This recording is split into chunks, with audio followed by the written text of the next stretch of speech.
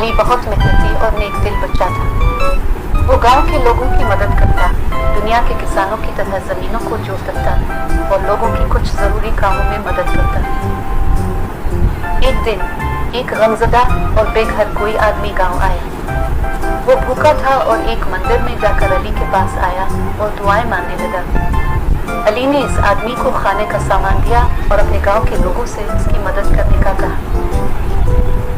गांव के लोगों ने भी इस गरीब की मदद की और वो अपनी मुश्किलात से निकलकर मेहनत करने लगा। अली ने इस आदमी को अपने गांव का सबसे नेक और मेहरबान लोग बनाया।